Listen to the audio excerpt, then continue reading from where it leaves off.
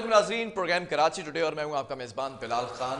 बारहा हम बात करते आए एक इदारे के हवाले से जो कि खुद मुख्तार इदारा है और उस इदारे की साख को नुकसान पहुंचाया जा रहा है। अब बातें सामने आ रही हैं खुलकर और हम चाहते हैं कि मौक़िफ़ भी लिया जाए जिन लोगों को तहफ़्फ़ुज़ात हैं। और वो कौन लोग हैं? वो उसी इदारे के एम्प्लॉइज़ हैं। मैं बात कर रहा हूँ इस वक्त Karachi water and sewerage board की। हमने हालिया सालों में भी देखा कि सीवरेज का निज़ाम दरम बरम हुआ, वाटर बोर्ड की लाइंस बोसीदा हुई, गैर कानूनी हाइड्रेंट्स का राज रहा इस शहर के अंदर, शहर कायद के अंदर, लेकिन किसी तरफ से भी कोई सुनवाई नहीं हुई। तमाम सियासी जमातों ने जोर आजमाया, सियासी पॉइंट स्कोरिंग की, लेकिन बहरहाल सफ़र करना पड़ा, चाहे वो उर्दू का सफ़र हो या इंग्लिश का सफ़र हो, वो यहाँ के जो मुलाजमीन है वो सफ़र करते नजर आए। आज भी मैं बात करूँगा आबकार वर्कर यूनियन को जो तहफ़्फ़ुज़ात हैं, कहीं पर ये बातें सामने आती हैं कि पेंशन का मसला है, कहीं पर मेडिकल जो सहूलियात हैं, फैसिलिटीज़ हैं, उनका मसला है, और भी बहुत सारे ऐसे राज हैं जो फाश करना आज मैं समझता हूँ ज़्यादा ज़रूरी हो चुका है। इस वक्त हमारे साथ जनरल सेक्रेटरी आबकार worker union Karachi water and sewerage board Junaid Siddiqui साहब जो है वो स्टूडियो में मौजूद है। बहुत शुक्रिया जुनैद साहब आपका कि आज आपने इस स्टूडियो में आकर जो भी बयान करना है, आपको पूरी छूट है कि आप क्या तहफ़्फ़ुज़ात रखते हैं Karachi water and sewerage board के हवाले से, और ये कब से मसाइल इस इदारे के अंदर मौजूद हैं जो और ज़्यादा पेचीदा होते गए हैं। औज़ुबिल्लाहि मिनश्शैतानिर्रजीम, बिस्मिल्लाहिर्रहमानिर्रहीम। सबसे पहले तो हम K21 का शुक्रिया अदा करते हैं और बिलाल भाई आपका शुक्रिया अदा करते हैं कि आपने हमें अपना मौक़िफ़ पेश करने के लिए वक्त दिया। देखिए, वाटर बोर्ड एक ख़ुद मुख्तार इदारा है और अल्हम्दुलिल्लाह वाटर बोर्ड के अंदर किसी भी किस्म की माली प्रॉब्लम का कोई अच्छा, लेकिन हमारे चंद मफाद परस्त अफसरान इस इदारे को एक बहरानी कैफियत की तरफ लेके जाने की कोशिश कर रहे हैं, जबकि चंद अफसरान बहुत सारे लोग आ सकते हैं। देखिए, चंद अफसरान में मैं खुल के बात करता हूँ। उसके अंदर सबसे बड़ा नाम मैं लूँगा managing director Karachi water and sewerage board Asadullah Khan साहब का। अच्छा, मतलब इदारे के सरबराह खुद, इदारे के सरबराह खुद इसके अंदर मुलव्विस हैं। पिछले साल सितंबर में जिस वक़्त असदुल्ला खान साहब वापस आए, उससे एक महीना पहले जो एमडी साहब मौजूद थे, उन्होंने वाटर बोर्ड के मेहनत कशों के वाजिबात के लिए 40 करोड़ रुपए रिलीज करे। टॉकिंग अबाउट खालिद महमूद शेख साहब। जी, खालिद महमूद शेख साहब पहले भी रह चुके हैं, पहले भी रह चुके हैं, हटा दिए गए थे। अच्छा, जिस दिन उनका ट्रांसफर होकर वो वापस आए हैं, उससे एक दिन पहले तक हमें ये बताया जाता था कि जी वाटर बोर्ड इस वक्त माली बहरान का शिकार है और हम वाटर बोर्ड के मेहनत कशों को तनख्वाहें तक नहीं दे सकते।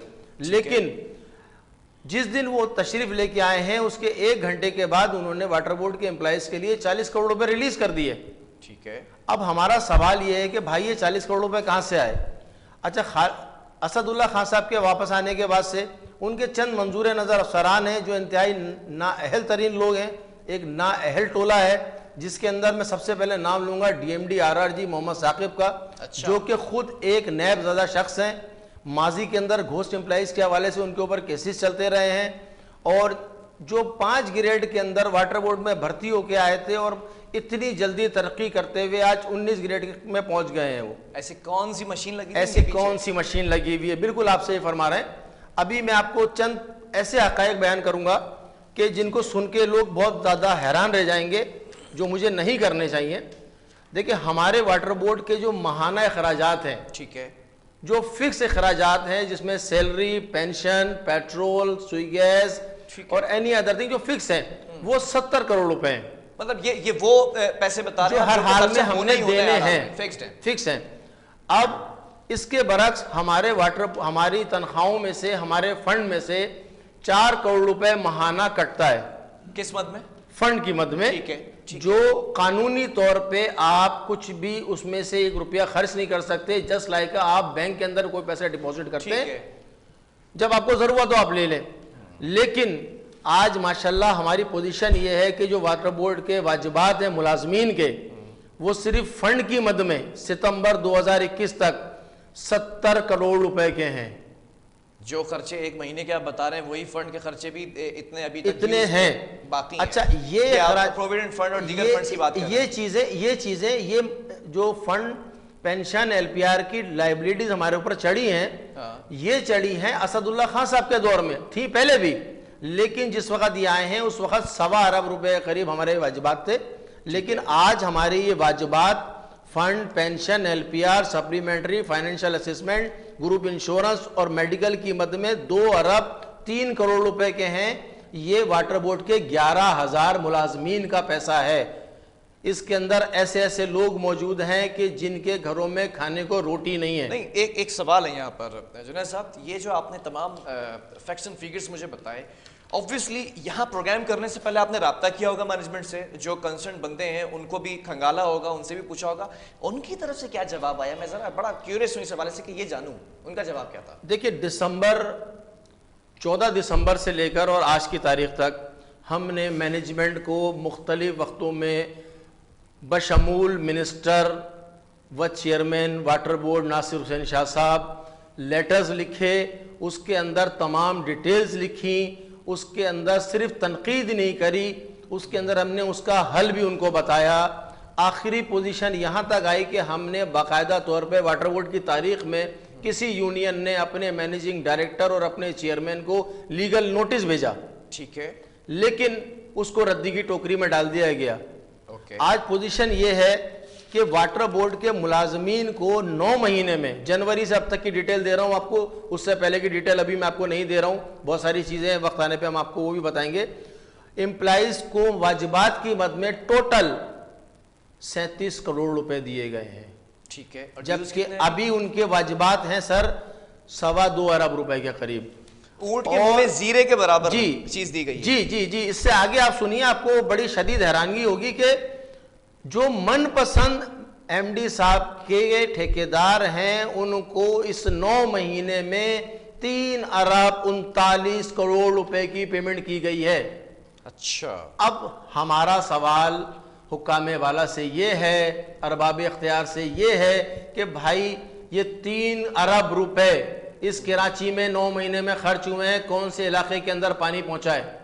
कहां से एवरेज का निजाम सही हुआ है? Very good question. और नासिर हुसैन शाह साहब, आप ऑब्वियसली सुन रहे होंगे, मेरा ये प्रोग्राम आप तक भी जा रहा होगा, और MD water board Asadullah Khan साहब की अगर बात कर ली जाए, ऐसे कौन से इनमें फूल लगे हैं कि आप दोबारा इन्हें लेकर आए थे? मैं 12 ही सवाल करता था, खालिद महमूद शेख साहब के आने के बाद कुछ बेहतरी आती नजर आई थी, उसके बाद असदुल्ला साहब आए थे, बार बार ये बात कहते रहे कुछ बेहतरी लाएंगे। आज आप ही के लोग बैठकर यहाँ पर प्रोग्राम में बता रहे हैं कि बेहतरी नहीं आई है बल्कि उल्टा बिगाड़ पैदा हुआ है। अच्छा, और आगे बढ़ते जुनैद साहब, मेडिकल सहूलियात के ऊपर भी एक बड़ा जो है वो मामला हमने देखा, मेडिकल फैसिलिटीज ले ली गई, फिर दोबारा उसके ऊपर शोर शराबा हुआ, एहतजाज हुआ, उसकी क्या अपडेट है? वो भी छीन ले आए सब? देखिए, हमारा मेडिकल का बजट सालाना है 36 करोड़ रुपए, ठीक है, लेकिन हमें मेडिकल का बजट जो सालाना पेपर्स में दिया जाता है वो दिया जाता है टोटल 20 से 22 करोड़ रुपए, ठीक है, ठीक है।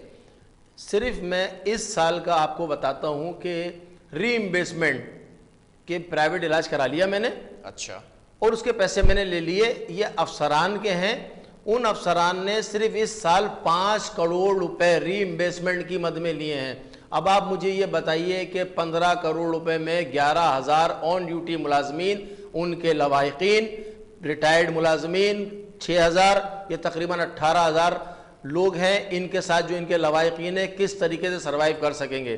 फिर सब दूसरी बड़ी बात कि मेडिकल के बजट से ये मोहतरम जनाब DMD RRG साहब, मोहम्मद साकिब साहब उस वक़्त DMD फाइनेंस हुआ करते थे, पिछले साल 11 करोड़ रुपए मेडिकल के बजट से उठा के तरक्याती कामों में ले गए। इस साल 8 करोड़ रुपए मेडिकल के बजट से उठा के तरक्याती कामों में ले गए, जबकि वाटर बोर्ड के तमाम हॉस्पिटल्स हमारे पेशेंट को एंटरटेन नहीं कर रहे, इंतहाई तहज़ीक आमेज़ रवैया होता है उनके साथ। अभी मैं आपको एक केस बताऊं कि एक पेशेंट 15 दिन पहले उस बेचारे का एक्सीडेंट हुआ, उसकी एक उंगली डैमेज हुई, डॉक्टर ने बोला वो कटेगी। आज 15 दिन से हम कोशिश कर रहे हैं कि डाउ हॉस्पिटल, शाह हॉस्पिटल, जितने हॉस्पिटल हैं सब में इनका इलाज हो जाए। आज ये पोजीशन है कि आज उस आदमी की एक की जगह 3 उंगलियां कट गई। अल्लाह अकबर।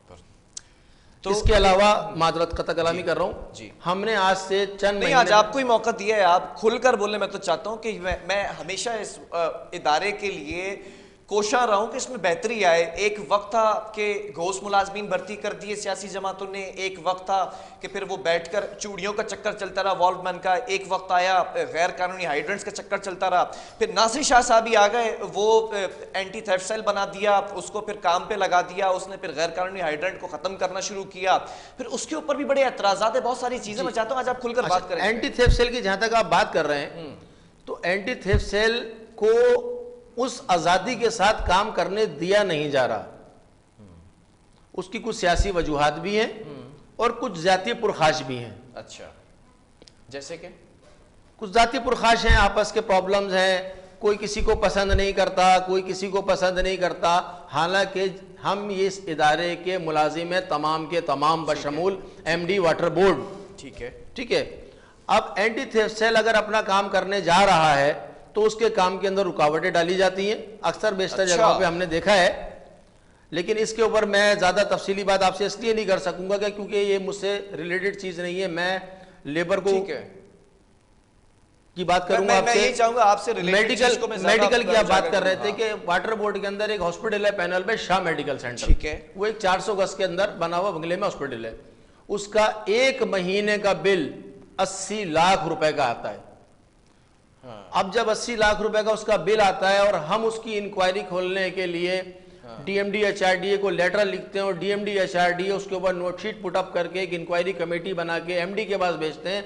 आज 3 महीने से एमडी वाटर बोर्ड ने उस नोटशीट को दबा के रखा हुआ है, कोई पेशरफ नहीं, कोई उसके अंदर पेशरफ नहीं है। फिर पैरा 58 का मैंने आपको बता चुका हूं, पैरा 58 का मामला क्या है, मेडिकल के मामला क्या है।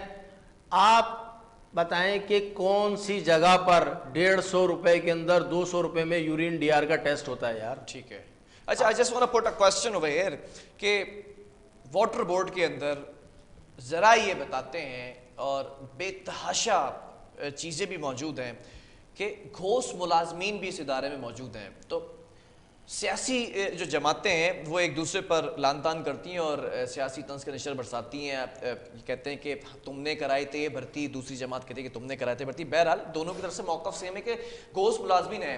मेरा सवाल सिर्फ ये है कि क्या आप यहाँ पर बैठकर तमाम मुलाजमीन की नुमाइंदगी कर रहे हैं, क्योंकि इसमें घोष मुलाजमीन भी जो घर बैठे तनख्वाहें ले रहे हैं। देखिए, आबकार वर्कर्स यूनियन का एक वाज़े मौक़िफ़ है कि जो शख्स ड्यूटी नहीं करेगा आबकार वर्कर्स यूनियन उसका किसी किस्म का तहफ़्फ़ुज़ नहीं करेगी। ठीक है, क्लियर हो गई बात। जहां तक बात रही घोस्ट मुलाजमीन की, वाटर बोर्ड में घोस्ट मुलाजमीन नहीं है। अच्छा, मसला यह है कि जो एक्सियंस, एसीस, एडबलीस, सब इंजीनियर्स सालों से एरियो के ऊपर कब्जा करके बैठे हुए हैं, जब एक नया आदमी वहां पर आके ड्यूटी ज्वाइन करता है तो उसकी करप्शन सामने आती है।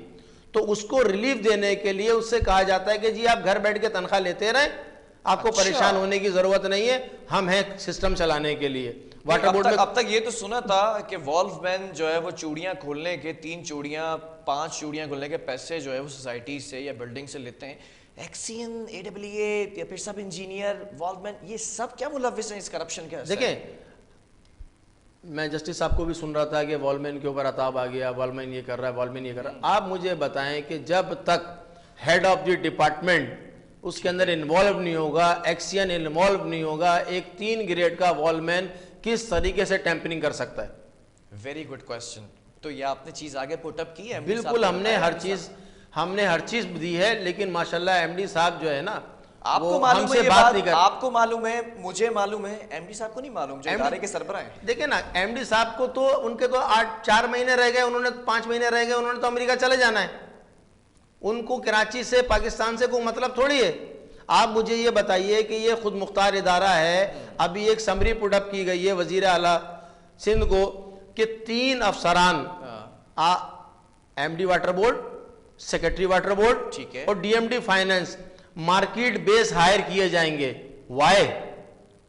और ये कॉर्पोरेट बनाने का क्या चक्कर है?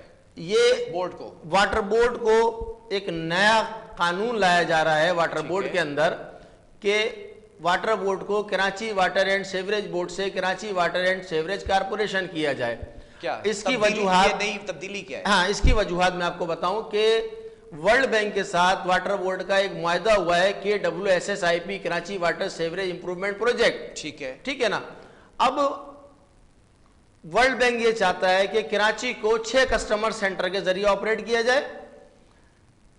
वाटर बोर्ड के अंदर प्राइवेटली एडॉक बेसिस के ऊपर, डेली वेजेस के ऊपर खवातीन को हायर किया जाए।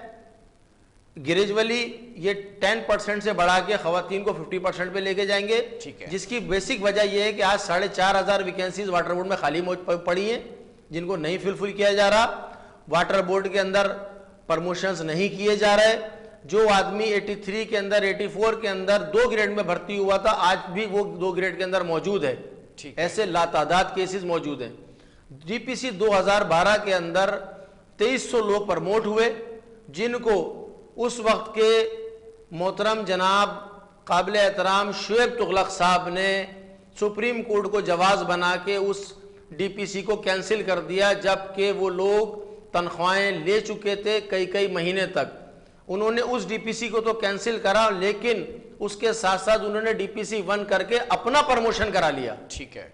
आज वो मैं एक यहाँ पर सवाल करना चाहती हूँ कि वक्त भी कम है, दामन वक्त में गुंजाइश कम है। जुनैद साहब, ये तमाम चीज़ें कितनी बार MD साहब तक पहुँचाई गई हैं और कोई जवाब नहीं आया? ये जनाब अल्हम्दुलिल्लाह मैं आपको बता चुका हूँ कि दिसंबर से लेकर, ठीक है, और आज सितंबर आ गया है। अगर आप उनकी डाक चेक करेंगे तो हर महीने के अंदर कम से कम एक लेटर आबकार वर्कर्स यूनियन की जानिब से उनकी डाक में मौजूद होगा। ठीक है। एक और क्वेश्चन, ये इदारा जिसके मातहत है यानी कि वजीर बल्दियात नासिर हुसैन शाह तक कितनी दफा पहुंचाई अपनी बात? जितनी दफा MD वाटर बोर्ड को पहुंचाई गई है उतनी ही दफा उसकी कॉपी नासिर हुसैन शाह साहब को पहुंचाई गई है, प्लस वाटर बोर्ड की गवर्निंग बॉडी को पहली बार किसी यूनियन ने भेजी है कॉपियां, और हर चीज की कोई रिस्पॉन्स नहीं है। कोई रिस्पॉन्स नहीं है। इस वक्त 5 आदमी इस वाटर बोर्ड को खा रहे हैं। हम अलान नाम लेते हैं असदुल्ला खान साहब, ठीक है, नदीम किरमानी जो एक AEE है मैकेनिकल के, लेकिन इस वक्त RRG के अंदर रेवेन्यू में सिर्फ उनका राज है। और अभी उनको नवाजते हुए माशाल्लाह से नजमे आलम साहब जो वाइस चेयरमैन मुंतखब होके आए हैं, उनका भी स्टाफ ऑफिसर नामजद कर दिया गया है। तकरीबन 10 साल से वो मीटर डिवीजन के अंदर राज कर रहे हैं। उनके पास एक से ज्यादा चार्ज मौजूद हैं जो सुप्रीम कोर्ट के ऑर्डर की वायलेशन है। ठीक, ये 2 नाम हो गए। ठीक है, 2 नाम ये हो गए।